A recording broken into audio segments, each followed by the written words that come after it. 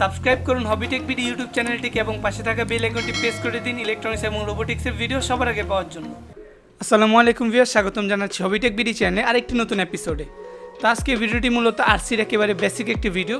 যারা মূলত আরসি হবিতে নতুন আসতে চাচ্ছেন অথবা যারা ড্রোন অথবা প্লেন তৈরি করতে চাচ্ছেন তাদের কিন্তু আগে জানতে হবে আরসি যে ট্রান্সমিটার রয়েছে সেটি কী, সেটি কীভাবে কাজ করে এবং সেটির সেটিংসগুলো সম্পর্কে ভালোভাবে ধারণা রাখতে হবে। তা না হলে কিন্তু আপনি নতুন এই আরসি ট্রান্সমিটারগুলো কিনলে কিছুই বুঝবেন না। তো আজকে ভিডিওটিতে আমরা বিস্তারিতভাবে আলোচনা করব একটি আরসি ট্রান্সমিটার কি, এটি কিভাবে কাজ করে, এটিকে কিভাবে ব্যবহার করতে হয় এবং এটির সেটিংসগুলো কিভাবে চেঞ্জ করতে হয়।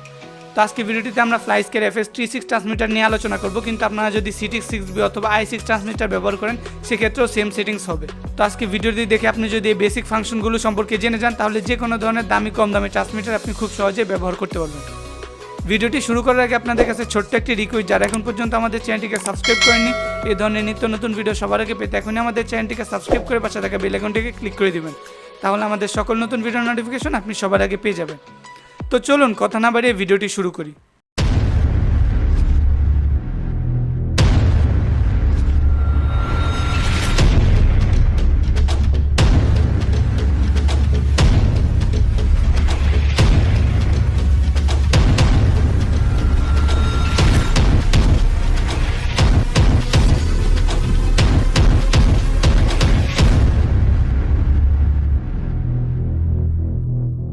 তো আপনারা আমার হাতে এখন দেখতে পাচ্ছেন একটি 6 চ্যানেল আরসি ট্রান্সমিটার এবং একটি 6 চ্যানেল আরসি রিসিভার। এবং আমাদের রিসিভারটি যদি 6 চ্যানেলের রিসিভার হয় তার মানে হলো আমাদের রিসিভারটি একসাথে 6টি সিগন্যাল রিসিভ করতে পারবে। তো আমরা সেটা এখন দেখব কীভাবে এটি ট্রান্সমিটার এবং রিসিভার কাজ করে। তো আপনারা প্রথম যখন এই ট্রান্সমিটার এবং রিসিভারটি কিনে আনবেন তখন কিন্তু আপনাদের এই ট্রান্সমিটার সঙ্গে রিসিভারটি পেয়ার অথবা বাইন্ড করা থাকবে না। তো অনেকেই ভাবতে পারেন যে আপনাদের ট্রান্সমিটারটি নষ্ট কিনা, আসলে সেটি নষ্ট নয়, সেটির সঙ্গে আপনার যে রিসিভারটি রয়েছে সেটি বাইন্ড করা নয়। তো আপনাকে প্রথমে আরসি ট্রান্সমিটার সঙ্গে এই রিসিভারটি বাইন্ড করে নিতে হবে। তো আপনি যে ট্রান্সমিটার ব্যবহার করবেন সেটি সম্পর্কে ইউটিউবে সার্চ দিলে শতাধিক ভিডিও পেয়ে যাবেন কীভাবে আরসি ট্রান্সমিটার সঙ্গে সেই রিসিভারটি বাইন্ড করতে হয়। তো আমরা যদি এবার এই ট্রান্সমিটারটিকে অন করি তাহলে আমরা এই ধরনের একটি ডিসপ্লে দেখতে পাবো। তো আমাদের এই ট্রান্সমিটারটির সঙ্গে একটি ডিসপ্লে রয়েছে, যার ফলে আমরা এই ট্রান্সমিটারটিকে এখানে যে বাটনগুলো রয়েছে সেগুলোর সাহায্যে এর বিভিন্ন ফাংশন চেঞ্জ করতে পারবো। কিন্তু কিছু কিছু ট্রান্সমিটারে এই ডিসপ্লেগুলো আসে না, তো সেক্ষেত্রে আপনাকে USB কেবলের সাহায্যে কম্পিউটারের সঙ্গে লাগিয়ে নির্দিষ্ট সফটওয়্যার দিয়ে সেই ফাংশনগুলোকে চেঞ্জ করতে হবে। আমার এই ট্রান্সমিটারটি যেহেতু 6 চ্যানেলের ট্রান্সমিটার, মানে এটি একসাথে 6টি সিগন্যাল সেন্ড করতে পারে, সেক্ষেত্রে আমার এখানে 6টি বাটন একসাথে আমরা ব্যবহার করতে পারবো। যেমন আমাদের এই যে এখানে হলো একটি স্টিক, এটি আমাদের একটি চ্যানেল হিসাবে কাজ করতে হবে। এই যে এখানে আরেকটি স্টিক, এটি আমরা 2টি চ্যানেল হিসাবে কাজ করতে পারবো। এখানে একটি, এটির মাধ্যমে আমরা 3টি চ্যানেল হিসাবে কাজ করতে পারবো। এবং এখানে একটি, এটির মাধ্যমে আমরা 4টি চ্যানেল একসাথে কাজ করাতে পারবো। এছাড়াও এখানে অনেকগুলো বাটন রয়েছে, তো এই বাটনগুলোকে আপনারা প্রোগ্রামের মাধ্যমে সেট করতে পারবেন। এখানে যে 6টি বাটন রয়েছে এর মধ্যে আপনারা যে কোনো 2টি বাটন একসাথে ব্যবহার করতে পারবেন। সেক্ষেত্রে আপনার এটি অথবা এটি অথবা এটি এবং এটি, এটি এবং এটি আপনাদের ইচ্ছা মতো সুবিধা মতো বাটনগুলো ব্যবহার করতে পারবেন। তো এগুলো হলো টগল সুইচের মতো। যেমন আপনাদের এই যে ট্রান্সমিটারটি, এটা হলো ফুল সিগন্যাল, এটি হলো লো সিগন্যাল। তো সেক্ষেত্রে আপনারা এটি বাটনটি ব্যবহার করলে এটি হবে ফুল, এটি হলো লো। তো সব ট্রান্সমিটারের ক্ষেত্রে এই 4টি জয়স্টিক থাকবে। তো এগুলো আপনাদের ব্যবহার করতে হবে, এগুলো ব্যবহার না করে আপনারা এগুলোর পরিবর্তে অন্য কোনো জিনিস ব্যবহার করতে পারবেন না। কিন্তু আপনারা এখানে যে 6টি সুইচ দেখতে পাচ্ছেন এর মধ্যে আপনারা যে কোনো 2টি সুইচ একসাথে ব্যবহার করতে পারবেন। যেমন আপনারা চাইলে এটি এবং এটি, এই 2টি একসাথে ব্যবহার করতে পারেন, অথবা এই ভেরিয়েবলটি এবং এই ভেরিয়েবলটি একসাথে ব্যবহার করতে পারবেন, অথবা এটি এবং এটি একসাথে ব্যবহার করতে পারবেন। তো আপনারা আপনাদের পছন্দ মতো এই সুইচগুলোকে ব্যবহার করতে পারবেন। তো আমরা প্রথমে দেখি এটি কীভাবে ব্যবহার করতে হয়। তো এই জন্য আমাদের একটি রিসিভারটি, তো এই রিসিভারটি মূলত 5 থেকে 8 ভোল্টের পাওয়ারে চলে এবং রিসিভার গায়ে আপনারা দেখতে পাচ্ছেন এখানে 1 থেকে 6 পর্যন্ত চ্যানেল দেওয়া হয়েছে। তো এই রিসিভারটিকে পাওয়ার দেওয়ার জন্য আপনারা আলাদা 5 ভোল্টের পাওয়ার সাপ্লাই ব্যবহার করতে পারেন, অথবা আমাদের যে ESCগুলো রয়েছে অথবা ইলেকট্রনিক স্পিড কন্ট্রোলার রয়েছে যেগুলো থেকে 5 ভোল্টের পাওয়ার আসে, সেই সিগন্যাল ওয়্যারটি থেকেও কিন্তু এই রিসিভারটিকে পাওয়ার দিতে পারবেন। যেহেতু আমার এই এসি থেকে 5 ভোল্টের পাওয়ার আসে তাই আমি এই 5 ভোল্টের পাওয়ার আমাদের এই রিসিভারটিকে দিতে পারবো। তো রিসিভারে এগুলো এখানে আপনারা কিন্তু অনেকগুলো পিন দেখতে পাচ্ছেন। তো আমার এই রিসিভারের ক্ষেত্রে এই পাশে যে যতগুলো পিন রয়েছে, মানে বাম পাশে সবগুলো পিন হলো সিগন্যাল পিন, মাঝখানের পিন হলো পজিটিভ এবং ডান পাশের পিন হলো নেগেটিভ।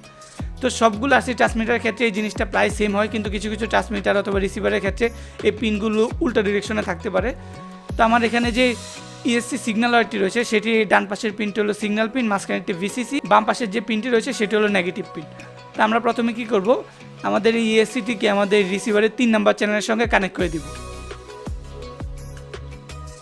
এখন আপনারা বলতে পারবেন আমরা কেন 3 নাম্বার চ্যানেলের সঙ্গে আমাদের ESC সিগন্যাল ওয়্যারটিকে কানেক্ট করেছি, আমরা 2 অথবা 4 নাম্বারের সঙ্গে তো কানেক্ট করতে পারতাম। তো 3 নাম্বার চ্যানেলের সঙ্গে কানেক্ট করার মূল কারণ হলো আমাদের এখানকার 3 নাম্বার চ্যানেলটি হলো আমাদের এই যে থ্রটল চ্যানেল। তো আমরা যদি 3 নাম্বারের সঙ্গে কানেক্ট করি তাহলে এই থ্রটলের মাধ্যমে কিন্তু আমরা 0 থেকে 100 পর্যন্ত ভেরিয়েবল করতে পারবো এবং এর মাধ্যমে আমরা কিন্তু পাওয়ার আস্তে আস্তে বাড়াতে পারবো। কিন্তু আমরা যদি অন্য চ্যানেলে ESC সিগন্যাল ওয়ারটিকে লাগাতাম তাহলে কিন্তু আমাদের যে সিগন্যালটি থাকতো সেটি 50%-এ থাকতো অথবা এর বেশি কম বেশিতে থাকতো। তো এই কারণে মূলত আমরা আমাদের এই 3 নাম্বার চ্যানেল অথবা থ্রটল চ্যানেলের সঙ্গে আমাদের ESC সিগন্যাল ওয়ারটিকে কানেক্ট করেছি। তো এবার কী করবো, আমাদের যে ব্যাটারি রয়েছে সেটির সঙ্গে আমাদের ESCটিকে কানেক্ট করে দিব।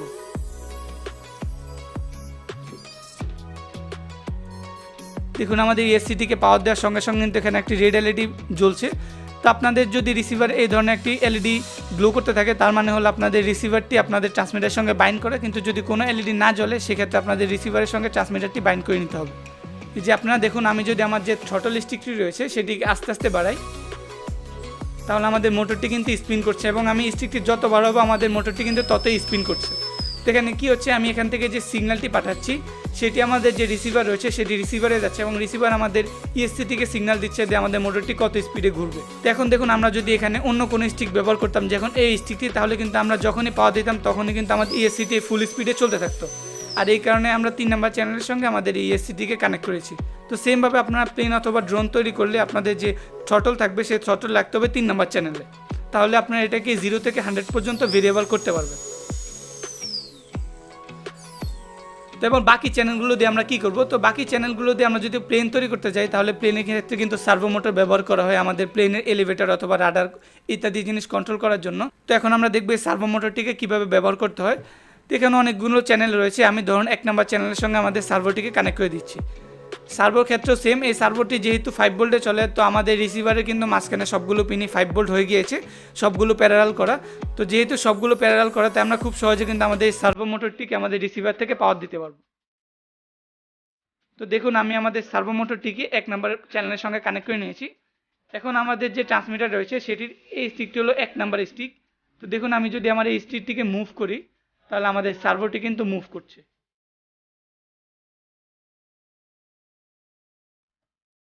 এখন যদি আমি এই সিগন্যাল ওয়্যারটিকে খুলি, আমি এটিকে 2 নাম্বারে লাগাই, তাহলে দেখুন আমি 2 নাম্বার জয়স্টিকটিকে মুভ করলে আমাদের সার্ভো মোটরটি কিন্তু মুভ হচ্ছে।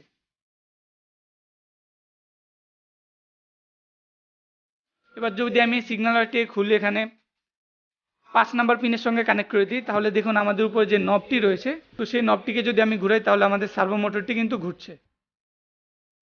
তো এইভাবে কিন্তু আপনারা চাইলে বিভিন্ন RC প্লেনের মধ্যে সার্ভো মোটর ব্যবহার করতে পারবেন 1 নাম্বার 2 নাম্বার এবং 4 নাম্বার চ্যানেলে।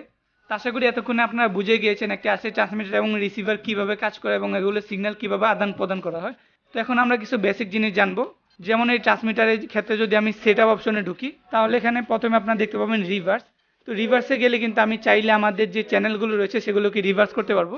যেমন আমি চাচ্ছি আমাদের যে সার্ভো মোটরটি রয়েছে সেটি উল্টো মুভ করবে, মানে আমি ডানে দিলে সেটি বামে মুভ হবে, তখন আমরা এখান থেকে কিন্তু এই চ্যানেলটিকে রিভার্স করতে পারবো যে আমরা কত নাম্বার চ্যানেলটিকে রিভার্স করতে চাচ্ছি। সেমভাবে এখানে আরও অনেকগুলো পয়েন্ট রয়েছে, যেমন এখানে ডিসপ্লে অপশনটি রয়েছে, এর মাধ্যমে আপনারা দেখতে পাবেন যে আপনাদের কোন স্টিকটা এখন কোন দিকে আছে।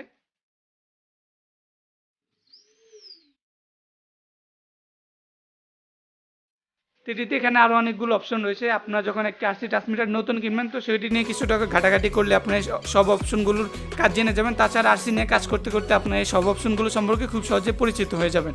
তো আশা করি এই ভিডিওটির মাধ্যমে আপনারা বুঝে গিয়েছেন একটা RC ট্রান্সমিটার এবং রিসিভার কীভাবে কাজ করে। তো আপনাদের যদি এই ধরনের বেসিক আরও ভিডিওর প্রয়োজন অবশ্যই কমেন্ট করবেন, আমি সেই ধরনের ভিডিওগুলো দেওয়ার চেষ্টা করব। তো আজকে ভিডিওটি এই পর্যন্ত। ভিডিওটি ভালো লাগলে ভিডিওতে একটি লাইক দিয়ে দিবেন, বন্ধুদের সঙ্গে শেয়ার করতে ভুলবেন না। আর এই ধরনের নিত্য নতুন ভিডিও সবার আগে পেতে এখনই আমাদের চ্যানেলটিকে সাবস্ক্রাইব করে পাশে থাকা বেল আইকনটিকে ক্লিক করে দিবেন, তাহলে আমাদের সকল নতুন ভিডিও নোটিফিকেশন আপনি সবার আগে পেয়ে যাবেন। দেখা হবে পরবর্তী কোনো ভিডিওতে, সে পর্যন্ত ভালো থাকবেন, সুস্থ থাকবেন, খোদা হাফেজ।